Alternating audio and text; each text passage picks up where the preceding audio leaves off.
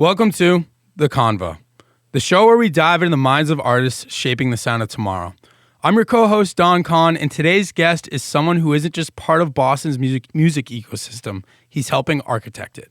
Shlomo Bowe is the founder of Mass Music Radio, a Boston-based radio platform and creative space dedicated to amplifying emerging artists and independent voices from around the world. What started as a vision for community-driven media has grown into a hub for DJs, producers, and creatives to connect, collaborate, and be heard. Beyond radio, Shlomo is the founder of Mozeltov Media, where he works at the intersection of music, branding, and storytelling, helping artists and platforms build authentic identities in an increasingly noisy digital world. His work is rooted in culture, intention, and a deep belief in the power of independent media to move scenes forward. In this episode, we talk about building mass music radio from the ground up, the importance of creating space for artists outside the mainstream, and what it really takes to foster genuine community in music. We also get into the media as a tool for empowerment, lessons learned from running creative platforms, and how Boston's underground continues to evolve. This one's about vision, ownership, and building something bigger than yourself. Let's get into it. Move your techno off.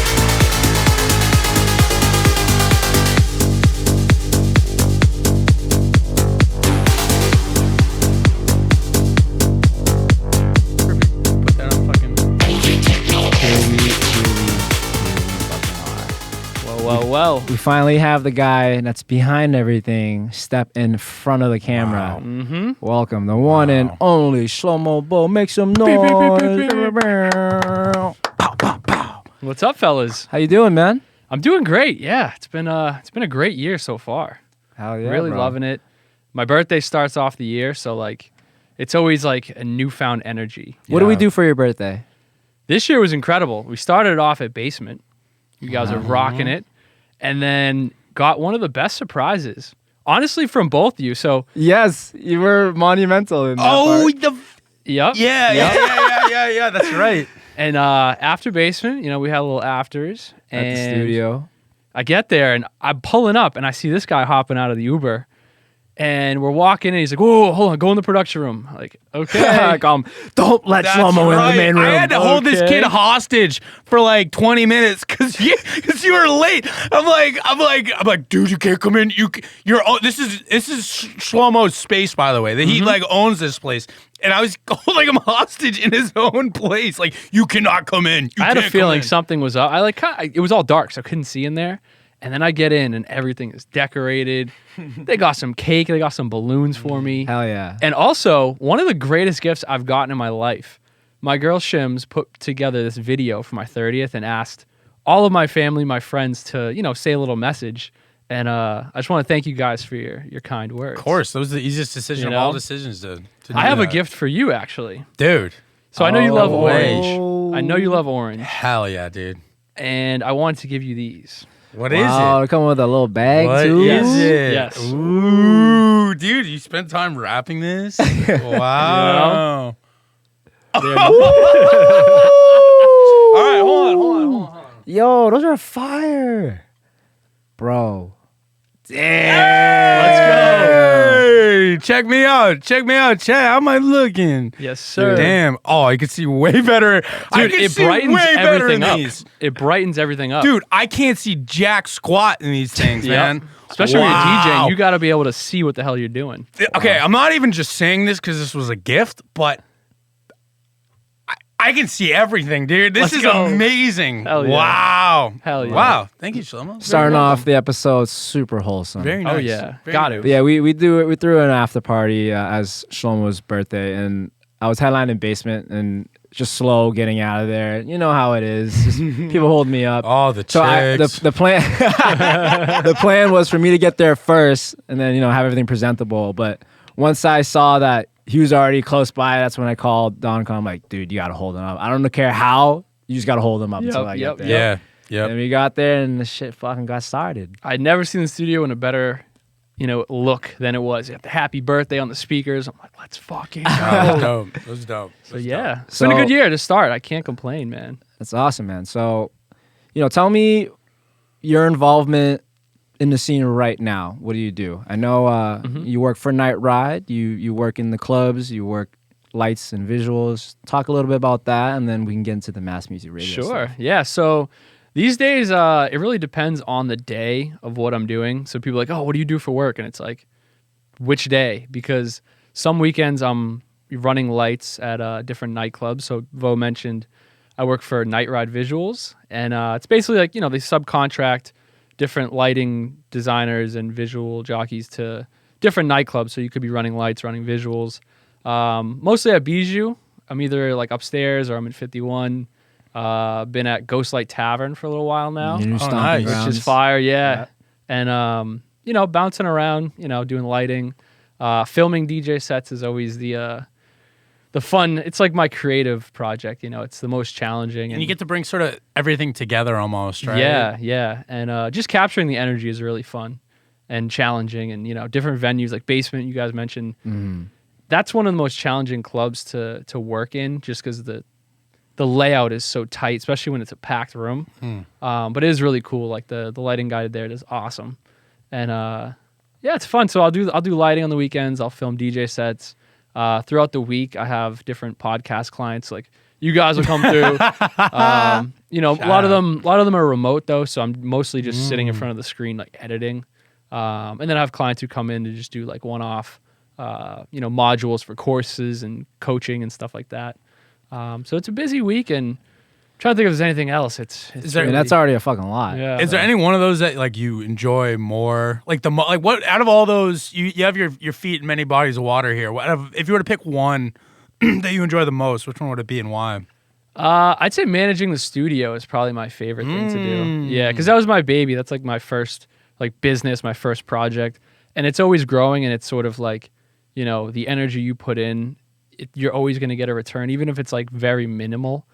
So any work I put towards it, I just always in the back of my head, I'm like, this is moving the needle just a little bit forward. It's 1% better. Yeah, Exactly. Right. It's wicked important. as my buddy Noble from the Museum TV says, an inch a day. You don't have to take miles. It's just as long as you get an inch a day, you're gonna be moving in that direction. Right. You gotta take big goals and chop them into smaller ones. Right? Yeah. And all of them are fun though. That's the thing. Like I love running lights, and it started at the studio, really with Vo just saying, hey, we should record some DJ sets. And we first did a couple, and then we had some DJs coming in, and I added some cheap lights from Amazon. So I'm gonna hold you off there. Okay. We're jumping a little ahead. So Yeah. What the hell? I'm running wild with it. So I'm just say what I know about you. So Mm-hmm. we went to the same high school, same college. I didn't meet you until my freshman year of college. That's right. And That's crazy. You guys went to the same high school. And you didn't. Yeah. How many How many kids did you graduate with?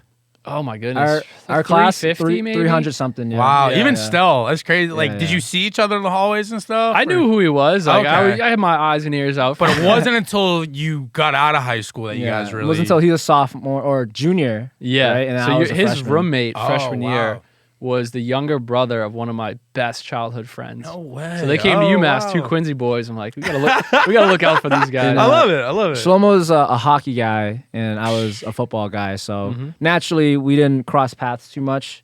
But it wasn't until college where that mutual Quincy respect. Like, yo, you Yes. from Quincy? I'm from Quincy's big out What's up, in my You guy? play hockey in high school? I did, He's yeah. a huge hockey guy, bro. UMass, baby. I have like 50 pucks. No, on I knew you were a Bruins fan, but I didn't know you Yeah. played hockey, dude. Oh, yeah. That's Yeah, huge. he's a hockey guy.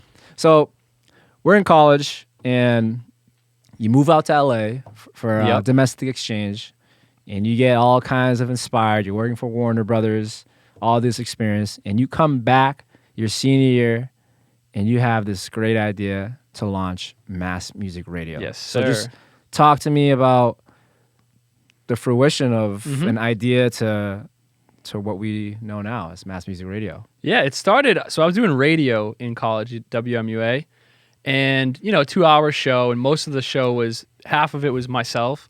So I played mostly like up and coming artists, some local artists, but most of it was like on the rise.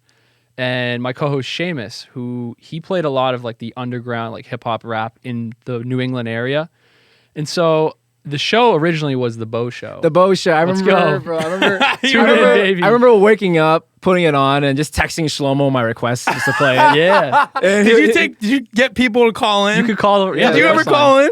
I didn't call in. I would just text them. You're so lucky to know you then. I would have called in all the time and just caused a fucking hellstorm. Yeah, I we would had just be like, so yo, much can you fun. play this? And you'd be like, Jackson, all the way from UMass. Yes, wants the sir. song. I And put you my play it. radio voice on. Yeah. Ladies and gentlemen, welcome And- back to WMUA. So you know. you initially started at UMass, or So yeah, I was at Amherst, and then when I went to LA, I interned the summer of the semester I was out there, and I really learned from the station out there, like the automation, the syndicated programming, all of like the back end of radio, because I was just doing my show. It was like more just the production side. And when I learned about, syndicated programming and then really like the nitty gritty of it, I really loved that aspect of like, pre-recorded shows and just like really tightening up like programs. So I got back to Amherst, switched the show to mass music radio because we figured, we played a lot of artists from Massachusetts, but, we wanted to make it sort of music for the masses. So that's kind of where the name came in. And I moved to a house like 20 minutes north of Amherst. Like getting back and forth from the stew was like, it was tough. So I built a home studio and then I started getting into like online streaming. There's a show called People Just Do Nothing. It's on Netflix. But it's kind of like a mockumentary where it's Corrupt FM. They have like a pirate radio station in the UK. And I really started diving into like just going like pirate radio. And obviously to get an antenna and like the FCC like fines and shit, I'm like, all right, that's a lot of risk. So let me look into like online streaming. So that's kind of where I started like, looking at different, hosting platforms. And then once I found one that worked and I would call my buddies in LA, like it's 2:00 in the morning, I call them up. It's still like 11. I'm like, yo, I'm going to send you a link. Let me know if you can hear me on the mics. Just like tweaking, getting the broadcast going. Figured that out. Built up this automation, basically built up mass music radio, kind of what it is today. And then when I graduated in May, the following August, I launched Mass Music Radio. And it was one of those things where I had spent the first 6-7 months of that year just building the programming. Because like I didn't want people to tune in and then just hear the same songs every, because you're curating a 24/7, essentially live mix. so you graduated UMass at 2018. 2018, And then yep. you launched Mass Music Radio at 2019. Nope, August of 18. Oh, August. Yeah. Okay. I was at I should spring break know in that. PR, and I'm like, boys, we're launching when we get back. We're So doing let's- it. That's literally the summer you graduated. Right yes, after you graduated. a couple months later. Hell yeah, I love drunk ideas. Those are the best. Yeah. We're doing this, bro. We're You got out doing of it. college and was like, I need to make something now. It was, but that's the thing. I didn't do it full time for a long time. Yeah. Like it took years for me to be able to do it full time. I did a ton of gigs. But when I first started, I was driving Lyft, like just on the side. Oh, wow. Okay. For the first Yeah. 6 months, I was doing Lyft. I was doing like delivery pizza for Bravo Pizza, like just random gigs, whatever I could get. And it was cool. It was a really cool time. And I was always scheming. I told my buddy JQ texted me. He's like, yo, you just turned 30. Like, how do you feel? It's 1 month in. I'm like, dude, I feel like I'm 22 again. I really do. Like I'm hungry. I'm scheming. We're like scaling the business in different ways. And it feels like that time of year again. I love that. Yeah. And that was the home. That was came out of the home studio from Mm-hmm. your crib. And how long were you in the basement for? Oh, man. So I moved back from Amherst, launched Mass Music out of my basement in Quincy. And we were there for about 6 months. And, it was great. I would have people, like artists come on. We're doing interviews. I had like a spirit medium come on like once a week and do like, I remember. you could call in and she'd do sessions with like random people. I was like, remember yeah, that. it was nuts. But it just wasn't working. Like the numbers were cool. Like I could see, all right, we're getting, Yeah. 3,000 listeners here and, our reach is expanding, but like it just wasn't working. So we went dark for like a month in January of 2019. And I just like, I shut the stream down, got together with like Seamus and, some of the inner circle, Chris. I'm like, all right, like we have this platform. Like, what do we want to do with this? Like we have this opportunity. We were starting to get some buzz in like the Boston, like local music scene. And the biggest thing that came up in every conversation was community.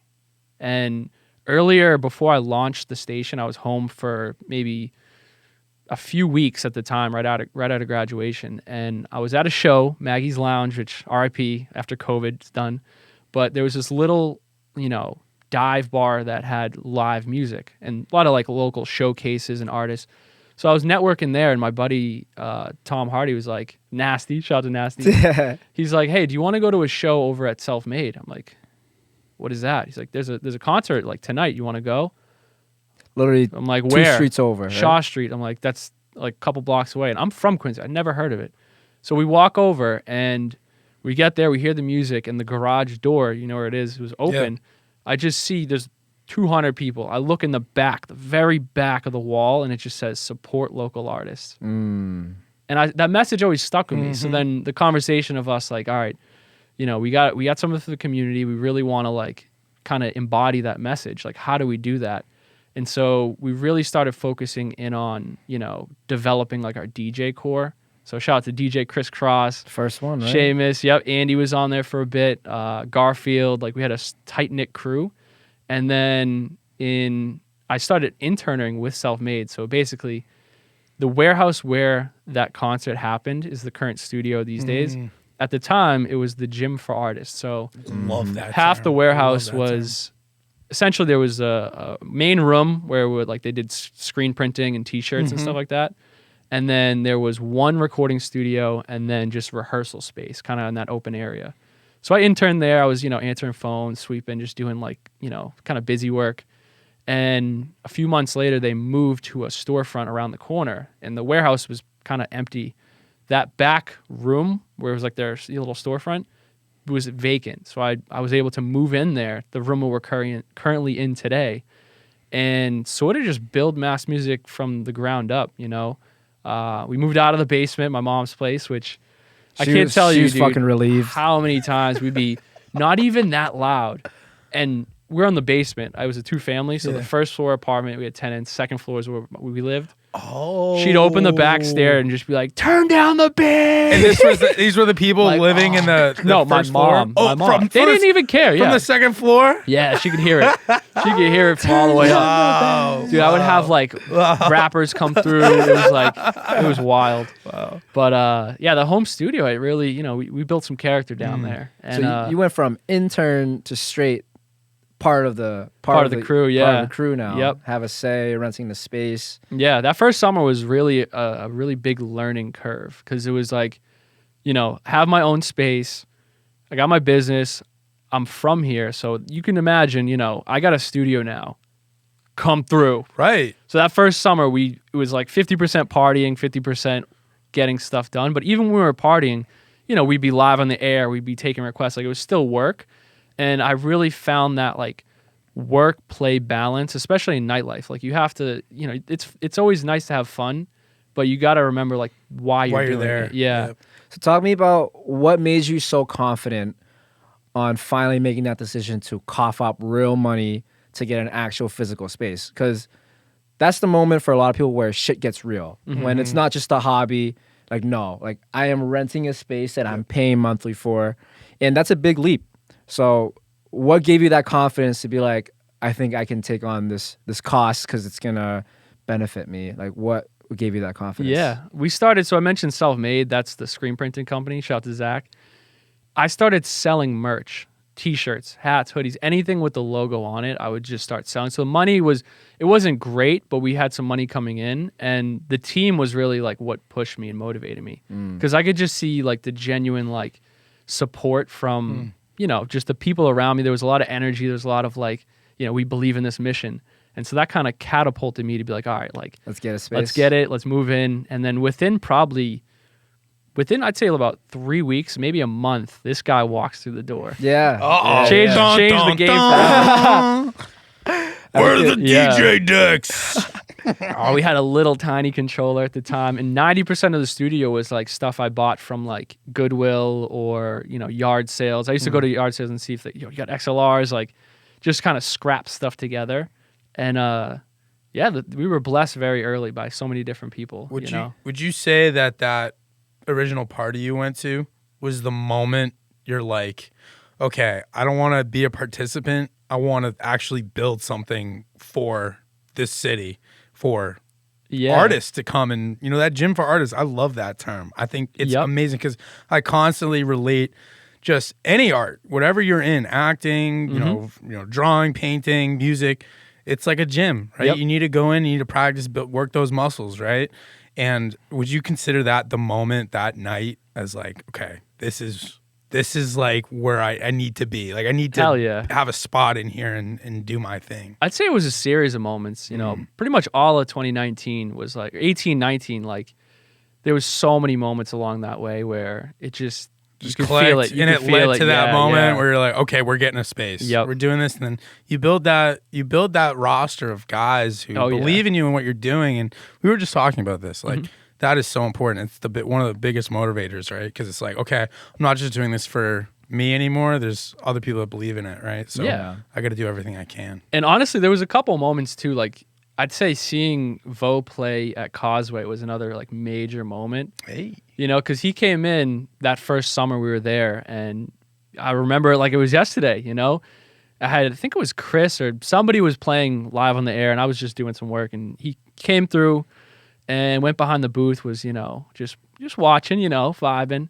Was there for a pretty long period of time, and then afterwards he's like, hey, like, I kind of want to learn how to DJ. And I'm like, dude, come through when I'm here all the time. So like, come through whenever. He lives 2 blocks away.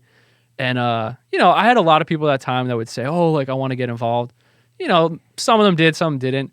This dude that night buys his controller. Yeah. And I'm like, oh, maybe he's serious, Just maybe. And I'd say so. to his credit, he was studying, he was doing his thing, and every day it would come through like, hey, can I come through? Can I come practice? Yeah, I've always, my junior year of college, I tried being a rapper, right? And that was a whole phase. But I knew I wanted to get in the music industry some way, somehow. And I would Yep. tune into Shlomo. I would keep up with what he was doing. We even did some sort of collab at Extravaganza. Yep. Remember that? That was fun. Yeah. And it was like a 420 festival. I could up tell. there. Yep. Yeah. I mean, I think the title pretty much explains yeah. that. So I was already, trying to stay involved. But I think that summer after junior year, I was back home. And that's when you initially invited me to come check out this space. Mm-hmm. I came through. Yeah, Chris was playing. I was like, dude, I've always wanted to become a DJ. And he was like, yeah, go ahead. Start pressing some buttons. Started fucking around. And I think like within the hour, I was like, yeah, I'm going to go buy my own right now. So, Hell yeah. So then, Well, here's the thing. So he's there all the rest of the summer. He goes back to UMass. Like I said, I graduated, so I didn't see him for a decent amount of time. That's right. And then he comes back around for winter break. wait, so hold on. Before that, so I DJ'd all the time that summer, right? Yeah, he wasn't just doing nothing. Yeah, every Yeah. day I was coming, like at least 3-4 times out of the week. I was coming through, just spinning, just trash transitions, playing whatever. And that's when I first put you on to house music, Yeah. electronic music. Dude, growing up, wow. I was mostly Before hip that- hop. Hip-hop, So you yeah. didn't dabble So in that. so go back really. even further, right? So when Mass Music Radio started, it was really a platform for underground hip hop artists because Hip hop, rap, R&B. yeah. we had Seamus, who no longer lives in fucking Mass. Shout out Poland. He lives in Poland. Yeah. Yes, sir. So his big thing was A&R and just going out, finding the deepest cuts, like from SoundCloud, especially putting on Boston artists. And he had a huge blog that he would run from the Mass Music platform. And then, that was really what you guys did. And I was super into hip hop too. But yeah, when I wanted to become a DJ, I knew like I want to be a house DJ. I want to be an electronic DJ. And then I started playing it at the studio all the time. And that was your first exposure to this kind of music. Yeah. Like you knew of the music, but like I was the one, like, because I was just like playing it all the time. You were fine, like just getting force fed. And was well, it here's like the the thing. underground stuff like No, you like today? no, it was No. like more basic stuff, Wow. like really basic stuff. And yeah, I just grinded. And then my first gig was for Linsky and Glass House.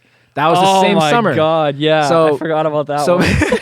so because I started, I learned the skill of DJing at the studio with Shlomo's help. I was able to land my first gig to DJ for a rap show, and that was my Oh, that was the that best. was my first gig ever, and that's when I learned like, oh, this. Is Can I tell the sick. story? You can drink on the job. You can fucking. Can I tell the story? Yeah, I gotta hear this. Yeah. One of my favorite moments of him DJing. He's done some great things, like some magnificent shows, like height of his career. Oh, the But build up, the setup. But my favorite moment still will always be I'm with Chris, and we're at the show at Sonia, And he's killing it. He's doing a great job. I've done it too. Like when you're doing the local shows, it's hard. People coming up last second with their songs. You gotta be able to like work with the artists. And I think you must have been using Serato at the time. No, I was still using I learned box? straight on record box because Okay. of Chris. Well, he figured out that there's some pads you can hit, Yeah. and there's some sound effects. Oh no. And so one of them is a gunshot sound effect, right? Oh no. Right. So he's using it sparingly throughout the show, and then this one artist gets up. I'm getting hammered by that second. Yeah, this is like later in the night. Yeah, I'm hammered by this point. And dude, it's like an R&B singer, like singing about love and like really like emotional song. This dude let off 10,000 rounds in like 5 minutes, bro. Did you have like a siren button next to it, like an ambulance? I think I did. Gunshots, dude. Glock. It was the funniest shit ever. That was my favorite sound effect. Oh my Still god! to this day. Is there I love any that. record of this? Is there any set I don't recording think or no. video? Probably not. Probably not. No. But yeah, that was a fun show. But the Causeway show was really fun. Yeah. 'cause- So then I left. I left Quincy. That was my first set. DJ'd up at UMass for a bit, and then when I finally came back, I landed that Causeway gig. yeah. Did you ever do a rap gig after that? Ever since I became a DJ, no. We can get him in. I know some people. I need it. I need it again just to hear the gunshot. So That's amazing. So yeah, you saw me at Causeway, and Well, Causeway was awesome because like I'd say half of Quincy shows up. This Yeah. place is rocking. Nice. facts. And just to see him go from like just practicing in the studio to like, oh shit, he's in like a Boston, like right on Causeway Street. For me, that was like validation. I'm like, all right, like my boy's making it big out here. And from there, we still kept doing a lot of like the underground hip hop rap and everything. And it wasn't really until you graduated, maybe like later in winter break, where he brought the idea of recording DJ sets, like just 1 hour full sets. Well, also remember when I graduated, COVID. Yep. So that was a huge factor. Not only did we have a bunch of good nights at the studio when Yep. we weren't supposed to, when everyone's supposed to be We kept it, quarantining. under the limits or Yeah, whatever. a lot of it was just smoking weed and just having a DJ just spin. Yeah. And then, shout out T Mad, and he'd just get stoned as fuck and just Vibe. stay on that couch. I had to take the couch out of. There was no couch in the studio for like 2 years. Wow. 'Cause people would just not pass out, but like Just get high and just melt. Yeah. Like, all right, dude, I gotta go home, bro. just turned into like an Airbnb. it became the chill spot. Yeah. So that's what the studio was. Yeah, we had the radio stream, but for the most part, It was the hub. physical space was really just a big chill spot for all of Shlomo's friends to congregate. Mhm. That's when I started doing podcasting too, like in the fall of 19. So Because like during COVID, there's nothing going on, right? Yeah. Oh wait, fall 2019. So late 2019, I did a couple in-house shows, and then we started doing our own stuff. But the summer of 20 is really when like the in-house mass music productions kind of rose up the ranks. because of morning COVID. show. Yeah, we did like 130 episodes of the morning show. Would you say like that catapulted because of COVID? Oh yeah, Yeah. definitely, dude. Yeah, and just it was cool to see like our core group, especially with like the morning show. We had like eight to nine like people that you can any day like, all right, we need a couple people for the show. These days everyone's busy and moved, but that was such a special time where like everyone was just all in one place. We all lived in Quincy. And that's really cool because I feel like COVID was a big time for people to decide like, okay, I want to start a podcast. Okay, I want to do this. I want to do that. Because you got to think, people are inside. They have a lot of time to think. It must be so cool that you had that already, like ready to Wow. go. Like at least eventually, because to start COVID, like right the Super Bowl like of 2020, right before it hit, things are going good. I made a big chance. I spent 5 G's on a sound system. I'm like, I got 2 weddings lined up this summer. Like, you'll make it back. Month later, like, no, weddings canceled. I'm like, yeah, I had to sit on that one for a bit. Oh no. Yeah. Damn. But I mean, it's an investment. I still use the speakers to this day. Yeah, exactly. Exactly. What were some of those like early challenges you had? Like COVID aside, like getting this from the, up and running. Part of it was purpose, like we had the stream and, once I started doing podcast production, that's really where like the bulk of my income came from. Cause like we sold merchandise, but there's really not a ton of margins on merch. Plus like, unless you do drop shipping, like to have a stacked of inventory, you got to keep it somewhere. And like, even in the studio, you'll see some of the old videos of like I had boxes to the ceiling. So like merch was decent, but like not enough to like sustain.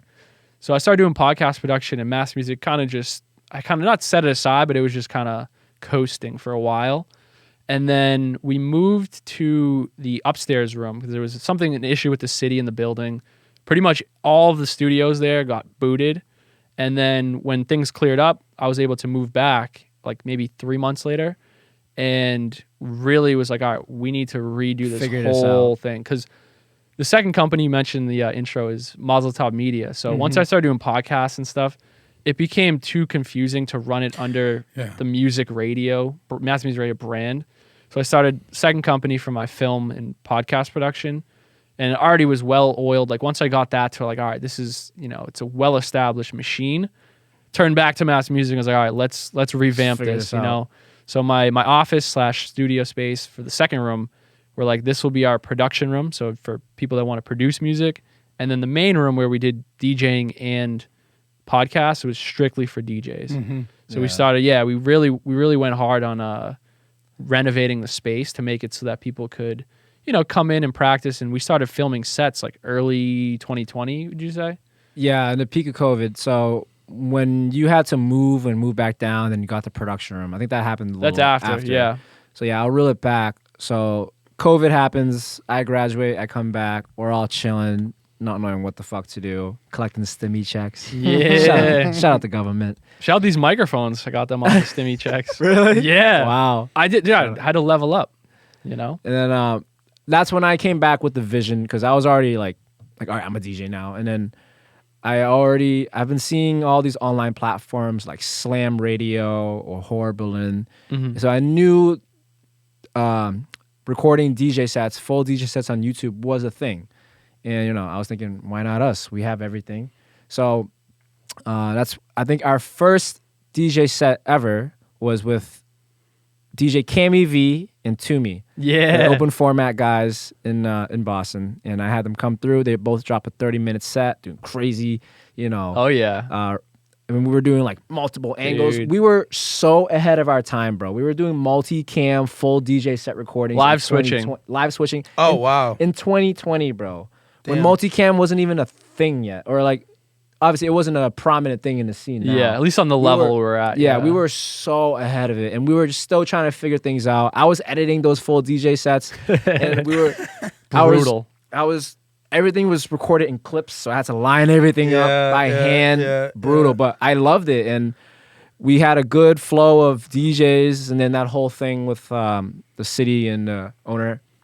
And then we moved back down, and then we were like, you know what? Let's really go in on this. And then so we stepped up production. I had that giant Mass Music Radio banner. That one? And then I don't think it wasn't until, so we were recording DJ sets, and that was really it. And it wasn't until we went to New York, I think it was 2021 or 22. Yeah. And we saw Fisher. Was it back-to-back Chris Lake or just Fisher? I think it's just Fisher. Yeah. We met up with Nate and Ollie. Shout out to the boys. We shot a full DJ set at Pirate Studios in New York. Ah, yeah. It's on the YouTube channel. Check it out. Yeah, shout out. I've been there before a handful of times, but it was my first time bringing Shlomo there. And I think that's when your eyes opened up on like potential of like what these guys just rent studio space. There was a podcast studio, a live band rehearsal space, and a DJ space. And we shot a set there. It's up on YouTube. Got a couple thousand views too. Go check that out. We need a couple thousand more. And then I think that's when you first realize like, oh, there's money to be made in renting studios. Yeah, I love the concept too, because like similar to what we have, a warehouse subdivided up into studios.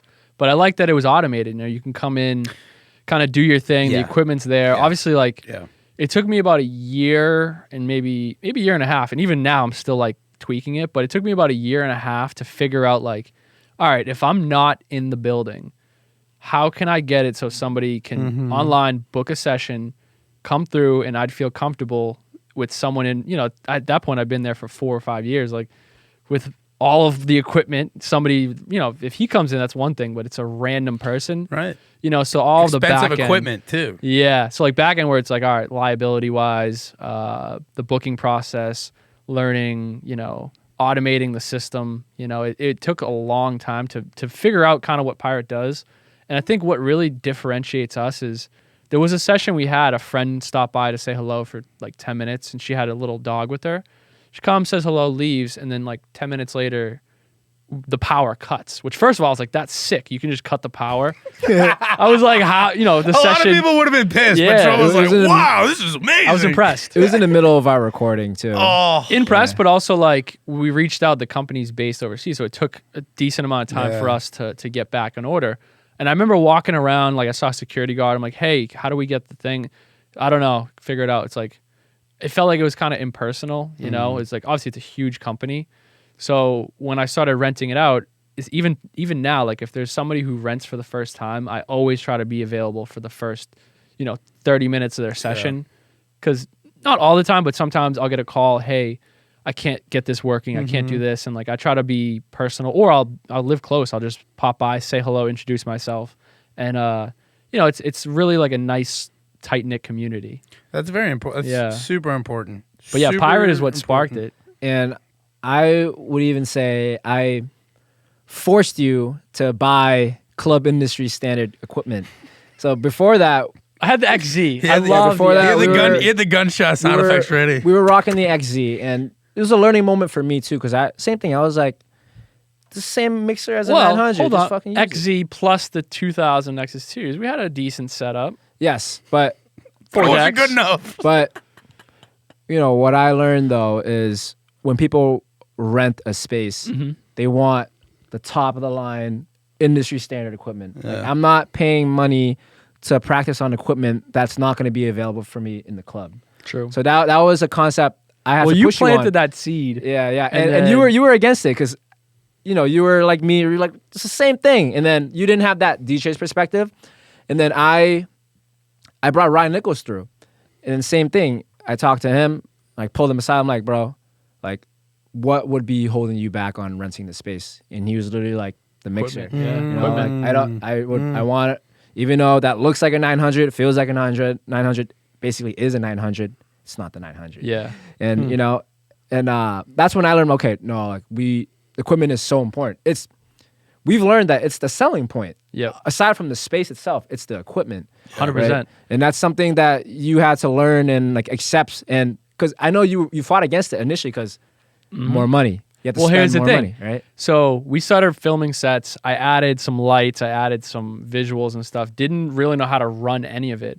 So that's where I got the job with Night Ride, running around different clubs. And when you start, you get put in the back rooms, the side rooms, you're not going to get put on main stage. Right. So I really thought I would just be running lights, figuring that out. But I realized very quickly that, the biggest problems and issues and stuff I had to troubleshoot was with the DJs. Some of these younger DJs are, you're playing on a mixer controller, and then to step in front of CDJs and a different mixer, it's, I'd find myself out of a week, at least 2 or 3 times, like, oh, how do I use it? How do I connect? And I saw the need for people to like really learn the equipment. And then obviously with him in my ear, it kind of Get the 900, get the CDJs. Get the so But that's I sold the XZ. That was my baby too. Yeah. I loved it. But it was worth it. But you clearly seen the jump Mm-hmm. in rentals as soon as we got club industry standard equipment. 100%. Yeah. It's just learning, because even though you are a DJ, you're not like all in on it. That's not like just all you do, and your passion, it's aligned with other things. But I think because you didn't have that perspective of like, I am a DJ inside and out, I don't think that's why it didn't like register to It you didn't click right away. Yeah. Yeah, and like, And- why? And it's a couple It's not thousand. cheap. Not Yeah. cheap. Not So cheap. then, it took a year to finally, get the necessary equipment. And I remember we launched the studio rentals December like 2024 or something, Yeah. 2023 or 4. Late 23. Like Yeah. end of the year 23. And like I said, still figuring out that process. And, shout out to some of those early DJs coming in, like just working with me on like, Yeah. Yeah. Well, it wasn't doesn't it? perfect. Now Yeah. it's like, I'd say it's about 95% automated. There's still a few things I have to do on the back Right. end. But, you can go on the website, book a session, and then come in, do your thing. And all you have to do is turn the decks on, turn them off. Well, that's Easy. one of the things I really love, and whenever I tell people about the studio, I highlight kind of two of those things. Number one, look, you can come in and do your thing without someone looking over your shoulder. Because I think with someone, a lot of people are new to the CDJs. A lot of people are new to this. Like, and even if people who aren't, like, you want to have your own space and you want to mess up in peace, right? You don't want ears. You don't want other people judging you. And no one's yelling you, turn down the bass. Yeah. And that's one, selling point I always put out there is like, look, this is your space for that. However, whatever allotment of time you book it for. So I think that's one of the most amazing things about mass music. But the other thing too is, like you mentioned before, you see a lot of these DJs go from these controllers to these CDJs, and that's like going from flying a single engine plane to a goddamn rocket ship. Yep. It's like two very different things, and there's a lot more, and it's very overwhelming. So the fact that there's no other place like this in the city where you can go and practice on CDJs on your own accord without, someone over your shoulder. As you mentioned, you do pop in, which I think's fantastic. Hey, I'm the owner, yada, yada, yada, make them feel comfortable. But I love that you have a unique space in this city that desperately needs it. Hell yeah. So I salute you and applaud you for getting Well, that up off the dude, ground. I got to salute you because it's one thing to have the space, but there's been many times where people come in and I get a call. They've never even like looked up a YouTube video. Like they just have no idea what they're doing. And so, having you as one of the instructors is awesome because, you could spend the money and kind of try to figure it out and watch tutorials. But, if you want to save yourself some time, spend a couple extra bucks and then have somebody who's a professional come in and show you how to use it and give you feedback and answer your questions. Like, I feel like that's such a really great way to learn and just to grow, It's for people who are serious. Yeah. It's for people who know they want to do this because, anyone can look up a YouTube video. I'm not preventing people from doing that. I'd encourage it. Yeah. If YouTube's your route, YouTube's your route. But I only want to teach people. Only want people coming into that studio who are serious about what they do. And they're in there to become better. Yes. Right? I love that. So, nah, man, I love what you've built. And it's just so cool to be a part of it and get to tell people about it. Oh, yeah. I always try to push people, especially like when you've had a bunch of sessions. Like, it's cool to see a lot of like the younger DJs who first started coming around, and now they're getting direct support. They're headlining shows and doing their own thing. It's really great for me to see like the progression. And I always kind of like plant that seed of like, oh, like, do you produce? Because it's only natural that like, especially in the house music EDM scene, like, you can only go so far playing other people's songs. Yeah. If you want to, if your goal is to tour, if you want to travel the world and get booked out of town, you're going to need some original songs or be a good remixer or something like that. Yeah. But getting into production is like the natural path. And I think the earlier people do it, the better. We also do classes there as well. But Also an instructor. Yeah. Yeah. And that's, as we were talking about the last podcast, like that production side of things really separates people who just want to DJ and who want to become, an artist and really make this a 360 type deal. And, to have the resources to be able to do that, going back to that gym for artists sort of slogan. I know it's not quite mass music's slogan, but just those words in general, like it's really amazing to have that, because whatever you're trying to do, you can make that a reality. Yep. The resources are there. You make those resources available. And it's then up to the consumer to decide, okay, am I really this serious about it? And if they are, which I hope they are, they have a platform to be able to, achieve those dreams and work out those muscles. You hit the nail on the head, dude. And practicing is really like at the core of it. Would you guys say you've seen any DJs that you could just tell off rip, like this person did not practice? They just showed up and they're just there for the chicks. Yeah, dude. Yeah. There's been a billion. There's been so many. There's been so many because they don't. Quite frankly, they don't care. Yeah. Like they don't care. They just like in it for the wrong reason. Exactly. And there's plenty of those. And look at man, like at the end of the day, it's a hobby for them. It's not for a lot of us, And it's like, it's fine, do your thing, but at the end of the day, like don't. I'm not gonna listen. I'm not gonna listen to what you're saying or any advice or anything that you have. You know what I mean? But let's quickly just recap the journey of mass music radio before we talk about what it is today, because there is that transition. From where we started talking, you found it in your mama's basement. from the Bowe Show, really just radio programming, putting on underground Boston artists, and Starting out in hip hop too. in hip hop, Which is yeah, amazing. I Sir. didn't know that. And then that was going, and then COVID happened. Things got a little stagnant. You started out Mozeltov Media, got into the podcasting. Didn't really know what mass music radio and the purpose was it for, right? It was just for automation and radio mixes. Still right? playing local music, but in terms of like promotion and And as far as making money to make it Yeah. a sustainable business. well, the right? hardest part too is like we had a solid chunk of listenership, but the analytics weren't great. Like unless you have, I could see there's listeners in this state, like you see IP address or whatever, like the general geo area, but it doesn't tell me age, all the demographics and stuff that you would like sell to advertisers. I didn't really have that information. So it's great, but like it doesn't really mean a lot. So yeah, merch was the only really big revenue stream. And like once you buy a hoodie, like how many hoodies can you Yeah, buy? exactly. Different colors Yeah. and stuff. But which once I started doing merch, dude, I went nuts. I got a wholesale account and like that you can see all of the options. So I had like at one point like 13 different colors of the same, logo, support local artists on the back, but like 13 colors. And it's like I'd have sometimes where, you sell out a certain one, a certain other, and it's like, oh yeah, I want to get a medium of the red. And it's like, oh, like we're out of red mediums, but like we have 10 other colors. No, I'll just wait for the red. And it's like, I'm not going to spend, like I have to wait till I get my other bulk order because like the cost of just one red medium Out of a was bulk like, order, yeah. so I learned my lessons, like keep it simple, don't go too crazy. So then from Yeah. COVID, when you figured out the podcasting side, got that going, and then that's when I came into the picture and helped you get the DJ side going. Yes. And a year or two of that, and then that's when we get to Pirate Studios, and that's when you were inspired, like, okay, let me start renting this space out. So it evolved from just a chill spot, just online mixes, then to recording DJ sets, and then now you're renting it out. So now I'd say the primary purpose of mass music radio is to provide that space for DJs to come and practice. And one of our secondary priorities is the recorded DJ sets, right? Yes.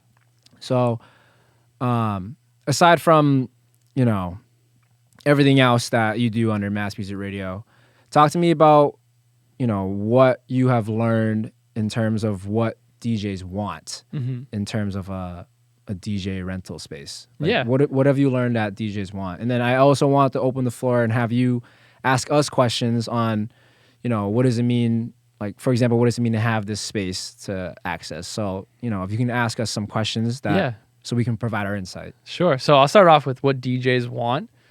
When it comes to the rentals, I think making it available, like almost not instantaneously, but a lot of the convenience is like the most important because like so you have a set coming up and, I prep sets too, but there's also certain times where DJs, like I can tell they're a little stressed out and like they'll hit me up or they'll book it. They have a set Saturday night, they'll book Saturday afternoon where it's like just to get that one last rep in and, really play out their whole set, make sure it sounds good, make sure the transitions are good.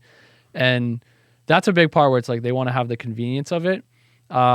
I think the network is a big thing too because we've done 2 or 3 like networking nights. We invite DJs, we invite, photographers, people in the music scene. And I always get people say like, we need to do more of those, because you can meet in the club, right? But it's hard to talk and conversate. So yeah. I think the sense of community is a big thing and just to have a place where it's like a hub. That's something I really want to get into this year is do a little bit more networking. I love that. Like just nights where we host. Just bringing people together. Yeah, that's the essence, just the community. So And important. for me, it's really just like, I feel like I found my purpose with mass music. It's Hell yeah. it's like, yes, we have the platform, but for me, it's like to provide a space for people to learn and grow and just build their career. And, if you could see yourself on stage, like I remember when he was practicing, we'd be talking and it's like, it's easy to be in the room focusing on your mix, but when you got people, drinks and people, Whole and it's different just, ball game, the chaos is like, as long as you can kind of lock in and make sure that you're technically sound, your career, you can take off. So it's been really a pleasure to see so many different DJs and artists like come through the studio and, really just level up their career. And it's so cool that it must be really cool for you to be able to be like, yeah, like they did that in Mass Music. Like Yeah. that must be what's such funny? a fulfilling It's thing. funny too because I work at Bijou, so like sometimes I'll have like the opening sets and I'll shoot the breeze, and some people are like, "Oh, the RMX." I'm like, "Oh, you good on that?" Like, yeah, we practiced the other day at the studio in Quincy. I'm like, "Oh, which one?" Mass Music Radio. I'm dude. like, "Oh, sick." So those will happen sometimes, that. or like That's I'll awesome. say, "Oh, Love I'm that. Shlomo," and I'll like they'll say, "Oh, let me get your Instagram." I'm like, wait. You run Mass Music? I'm like, yeah, because I'm sort of like behind the scenes a lot. Right, I'm right. out and about, but it's funny to see like people that have been at the studio that I've never met because it's happened. I mean, when I first started, I knew pretty much everyone, but we're at the point where I'm getting people that have booked off of like Reddit. They heard about us on Reddit or ChatGPT. Shout out to Dude, Chat. that's so sick. So it's cool to see. And like, we've had DJs that are from New York just in town for the weekend. They just needed a place to practice or, just to vibe.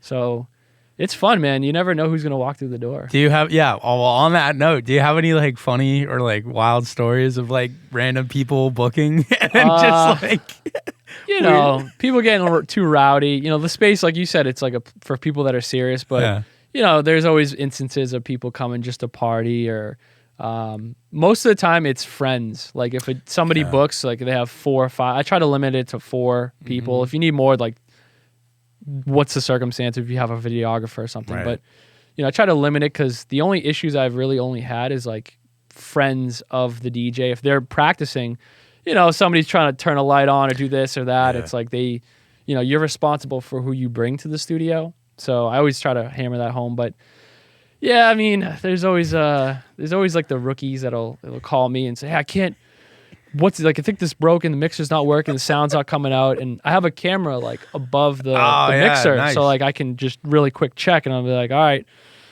yeah, you're gonna want to turn the master up a little bit, just little shit like that. Another big one is the reverse button, the switch. Yeah. It's not working. It's It's like, see that little switch right there to your left? Yep, hit that. So Everything's playing in reverse. there's been a million of those. Or the door code is always like for months has been like my Achilles heel. Yeah, that where, thing like, troubles me sometimes. Well, I need no, to- just people don't read. Not everyone, but there's a solid amount of people that just don't read the rental agreement where I have like anything that you could possibly think of to ask So is in this doc. let me hold you there. You know? So let's go back to that point of what you learned, what a DJ wants. So Yes. you said convenience. So talk to me, sell me. Why is Mass Music Radio so convenient to book? Why should I come and visit and use your space? Well, How is it easy? it's easy in several ways, Mr. Vo. Mm-hmm. First and foremost, we're available 24/7. So anytime Really, you want to book 24/7. 24/7. I always tell And- like after 2 o'clock in the morning, don't turn it up too loud. But anytime you're really needing to practice, you can come. You have a home. Like there's a place for you to really just learn and grow. And so convenience is obviously the first one. Our booking process, I've streamlined it over 2.5 years now. Really making it just so you come in, you get a door code for the main door, whichever studio, whether it's the main DJ room, production room. Real quick, walk me through the booking process. Sure. Just brush over. So it. let's say you're a DJ, you want to come and book a session. You can either go to our website, on our Instagram, there's a booking tab, and you can select either, let's say for the DJ room, for example, we have 2 setups. So we have the CDJ 3000s with the V10 mixer. So that's setup number 1. Or setup number 2 is the A9 with the 2000 Nexus 2s. So you select which one you want, how many hours you want to do it for. When you check out, it'll send you, a confirmation code, and then it will send you, the studio rental agreement. So once you get that, like I said, please read it. And then from there, you get a door code, right? And the door code is good for the main door to the building and then the studio. And you come in, all you have to do is just turn the CDJs on. I have the lights automated, so you walk in, everything's on. Turn the CDJs on. When you're done, turn them off. That's it.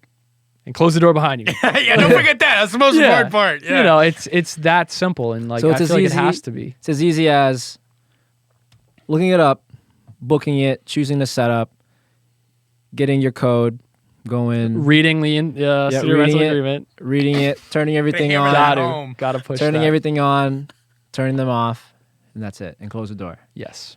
Right. Yeah, and then I'd see a lot of DJs come in 4, 5, 6 sessions, and a lot of the DJs that will come through, they're opening / maybe direct support. So like a lot of them, when they reach a certain point, they're more inclined to book a recording session. We do 1 hour recorded sets, and I always tell them, like, if you haven't thought about putting together an EPK, you should really like look into it. And a recorded set is the perfect thing to have on that. Yeah.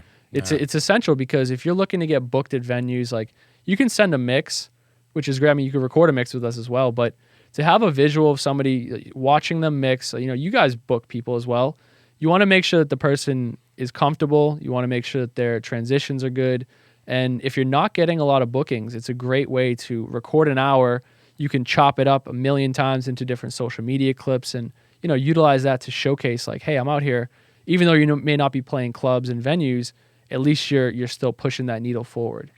And sorry, I'm just gonna speak on going back on why I love the convenience of the studio, because there's a couple of studios out there in Quincy, but they don't have an automated booking process. You have to DM someone and just fucking hope they reply in time. Yeah. So that's really the main way of any studio space in Boston area and Mass that works. You just DM someone, email someone, and just hope they reply. Whereas this, you can see what times it's available and whether it's confirmed or not, and everything else is automated. So I think the convenience is the more you take the human out in the booking process and automate it and streamline it, the better. But then you add that human touch where if you have questions, there's someone there. But for me to be able to just, without even hitting you up, just go and book it and then go do my thing, I think that's the best thing. And like, I think that contributes to how much you practice too, how convenient it is to book something, right? Imagine it's pulling hair and teeth, feel like you're bothering someone just to rent their space all the time. It would be unattractive. Exactly. It's a great process, and like it makes it probably easier for you as well. It like, is very yes. organized. Like you have your stuff together, because I think that's one of the biggest turnoffs when it comes to a business is someone who doesn't have who isn't organized. And when it's you got your directions there. You have someone on call. You have everything automated. It just you want life as easy for the consumer as you want it for yourself, right? Yeah. So I think that's and like that's that where you go whole about it. issue with the city where everyone got the boot and then we came back, kind of a blessing in disguise where like we are the only studio in the building, so you don't have to worry about other studios being loud. Like I had some friends who had a space out in Alston, and even to record, like you're recording through the mixer, or if you're doing anything else production wise, the studio next door, there's a band recording, and he would tell me like, dude, this is nice, but like the walls are thin. With the studio, there's 4-inch huge cement blocks. Like there's no sound that really travels inward. What are some nice. questions you have for us to provide insight on just the studio? Well, this might be a long one for you, but how has the studio impacted, I guess, your careers? I'll go first, and then Yeah. you Sure, go. yeah. So as we mentioned in this episode, it helped me become a DJ. It gave me the space to finally try the equipment without investing so much up front.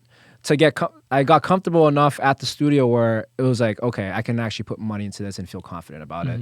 And that catapulted everything. And who knows if I never got into your studio and tried out the decks. In the back of my mind, I've always wanted to become a DJ, but I was always so afraid of investing into something that's not going to give me like a return. And that's not really a way you should live life, but just being able to have that opportunity to just try it out. Come in, make mistakes, like without somebody listening. And like, if you're opening DJ and you make a mistake, you could lose gigs. So, yeah. And then being able to go out and book DJs to come and record sets, and I got to strengthen my bond.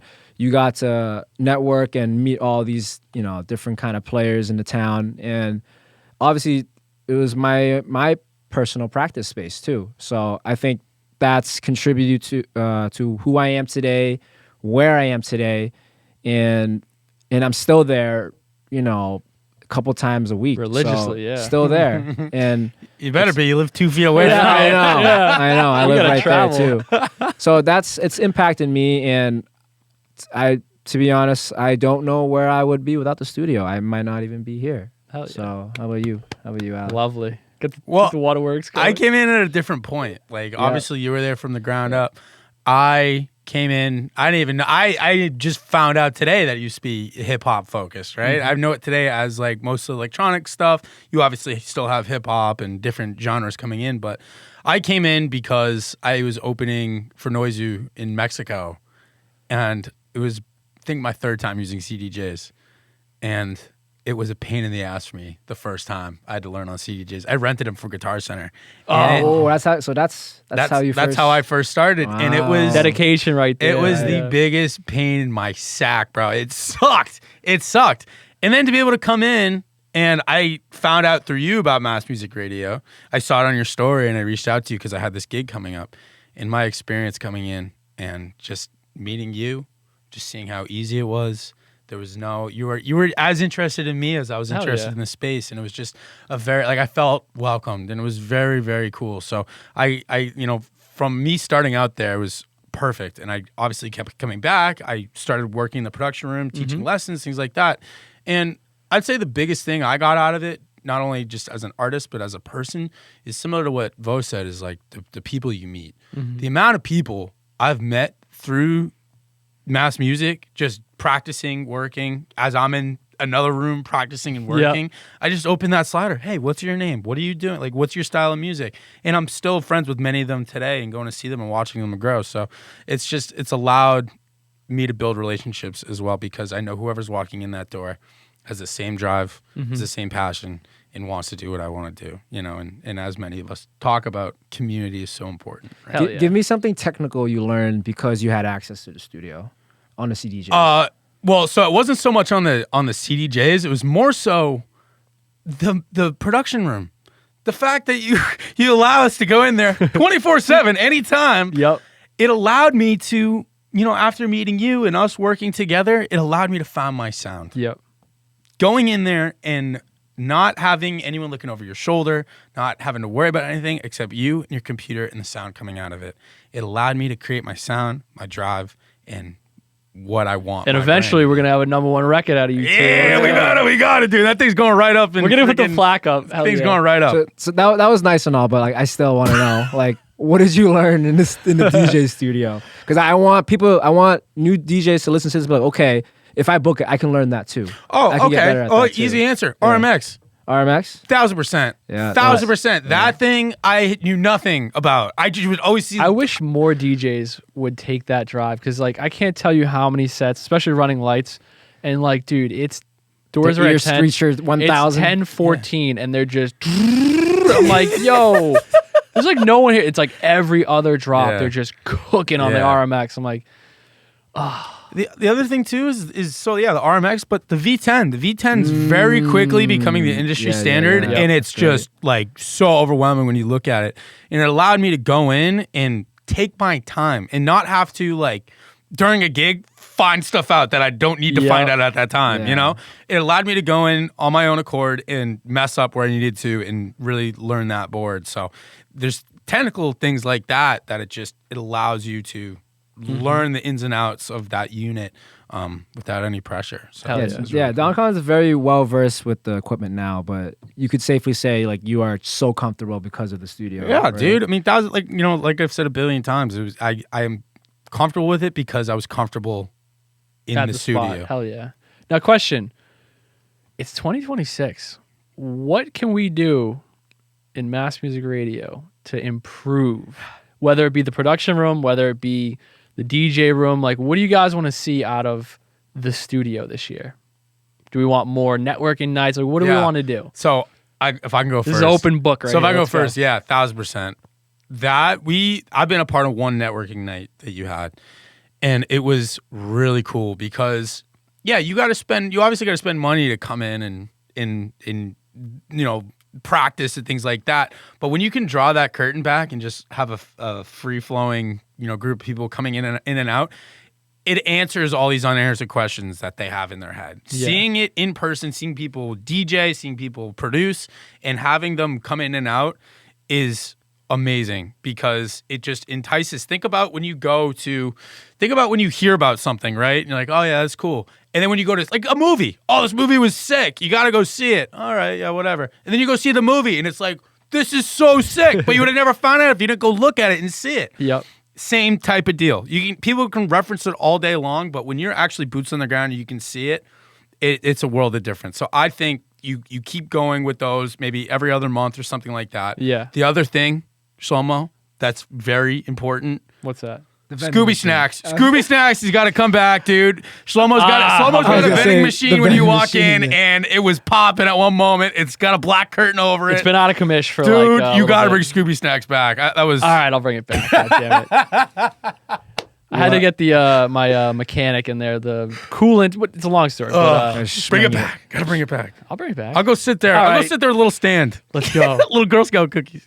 I think what I would like to see more is more high-profile individuals come and drop a set there.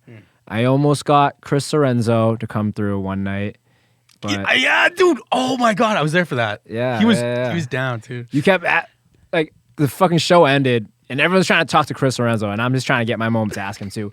Alex was like, "You ask it, you ask it, you ask it." Bro, I'm trying to go home, bro. Because I was either going home or I was going to the And studio. I'm literally like, bro, I'm working on it. Can you not see? and There's Lorenzo like is trashed. There's like 10 girls trying to talk to him.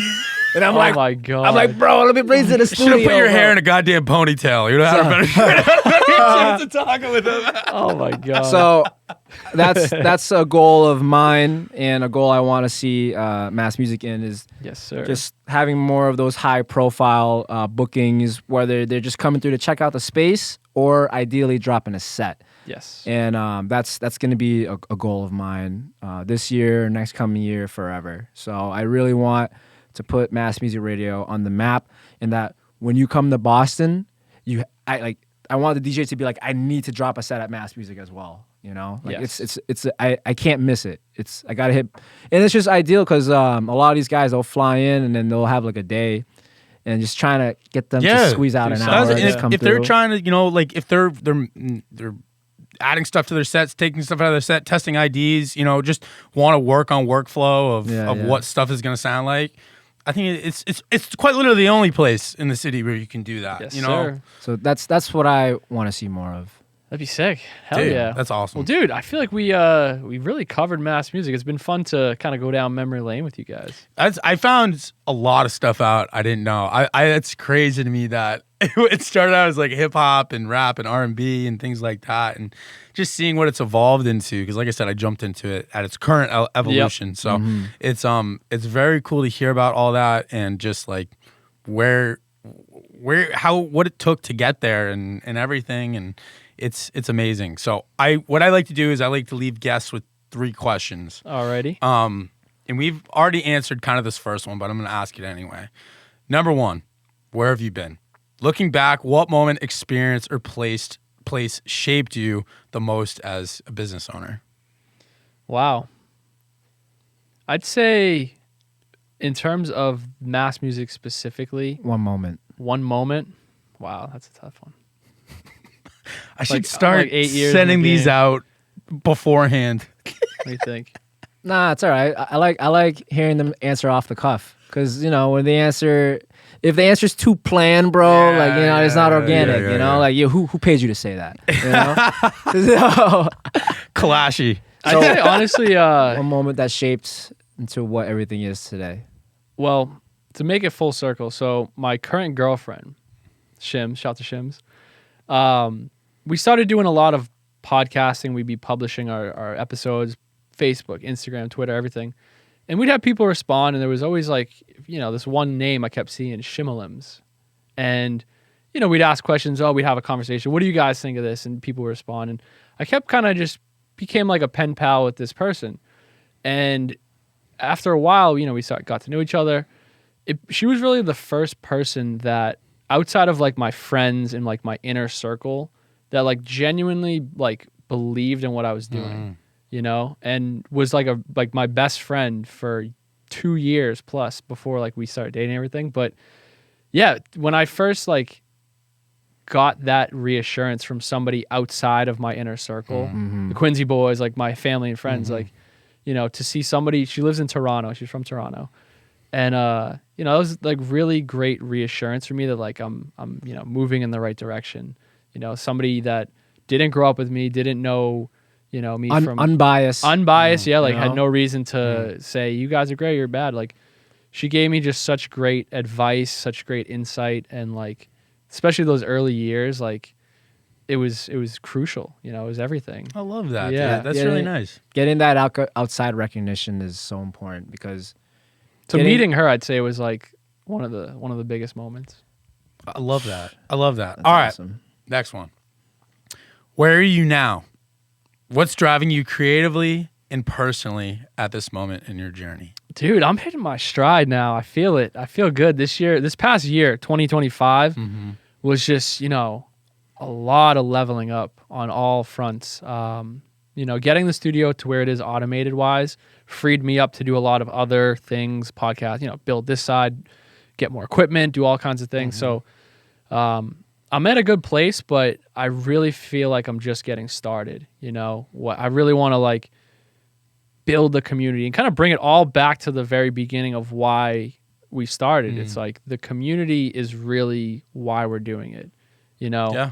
years ago, especially when I first started, like right out of college, before I even launched Mass Music, I would go to all these local showcases and, you know, it's the same old story of like, why is the Boston music scene not popping? Like what is preventing it from being a huge hub for music?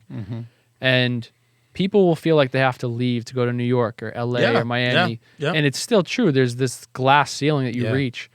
And, you know, I figured starting Mass Music, something from the ground up, we're only going to be able to really build that infrastructure together.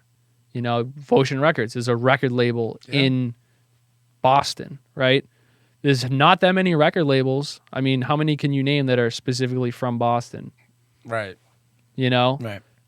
When I first started, an online radio station. Now, obviously, we have there's way more elements. There's a recording studio. There's a production room. Like, you know, it's going to take people at our level that really uplift the whole scene. And I learned very long ago that, like, when I first started DJing, I was like, all right, if you told me back at UMass, like, yeah, you're going to be filming DJ sets in, you know, a house music nightclub, like, dude, I'm going to be on stage. Like, I always thought I was like, I'd be the main DJ. Right. But over the years, like I really enjoyed seeing people like get the most out of a set, you know, especially when it comes to DJing, you know, like having their moment, watching this guy just grow and grow and grow. And like for me, it's fulfilling to see that progression. And Mass Music obviously is sort of the catalyst for all of it. So yeah, man, this journey's not over. It's far. No, from, hell far from no. over, And man. So the community and seeing people's progression is what drives you today. It's what drives me, man. And having it be Yeah. the product of what you've produced. Yeah, You know? and it's like down the line. I mean, I'm assuming the way these questions are going, yeah, the future you've might thought be coming well. up a You've little. thought right. So let me ask you really quick. Where are you going? Yes. What's the dream or vision that's pulling you forward right now? So I have a huge vision. It's something that really doesn't exist as far as I know. So I eventually see Mass Music as having physical locations where it's sort of like a theater, right? There's a venue, doesn't have to be massive, maybe 150 person max, 200 people, but a venue where we can have shows. Oh, we've talked about having a venue forever. We can have Dude, shows. this is sick. I've never heard about Well, this. listen. What the hell? So during the evenings, Sounds great. you know, a couple times a month we'll have shows, but Yeah. during the week we have spaces for DJs to practice. We have podcast rooms, kind of what I'm doing, but just in a singular location and scaling. scaling. And people say, "Oh, you want a club?" I've worked in nightclubs for 4 years. I don't want a nightclub. I think, you know, the bottle service, the energy in a nightclub, just it doesn't appeal to me. And like I get it, money wise, whatever. Yeah. I want it to be more of like, you know, you're coming to the space, you're coming to the event for this music, to see this DJ. You know, make it really about the music, and make it about the DJ. You know, and it doesn't exist as far as I know. Sort of like it's a production house is really what it is. Yeah. Hear me out. Brooklyn storehouse, but DJ studio, podcast space, production room. Yeah. In your old Quincy house with those, Oh with my that middle God. family, the middle family, and your mom on the top floor. If I could go back today, Oh yeah, your mom has to live on the top floor. if I could take it back, I would, dude. She's living below the storehouse. bro. She's living. Just get below- ready to be yelled at all the time.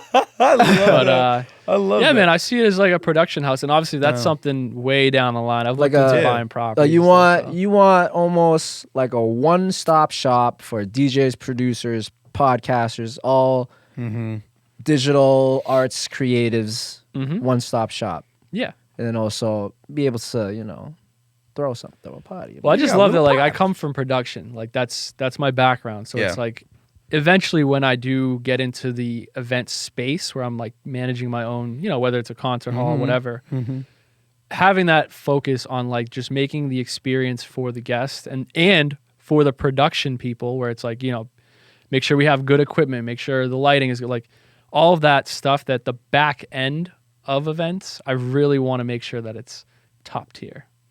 Love that. Yeah, we've. Want to ask your legacy question? Oh yes. This is Bo's question. What do you want to be remembered for? Wow. What I want to be remembered for? Well, I want to be remembered for, obviously having mass music, and I want mass music to be remembered for just the hub for DJs, the home for DJs. People can start their career there, and I don't take credit, even for you. Like, people say, oh, like, look at what Vo's done. It's like, I provide the space, but I want to make sure that, like, people get their flowers, and, mass music's just the garden. Okay, that's mass music radio though. Yo, That's what you want MMR to be remembered for. Love that. You're gonna make a T-shirt. out of So there. for me, I want to just be you. remembered as somebody that, that brought the people together. Yeah. United a city, and I'm still United a working city on- through CDJs, bro. Yes, sir.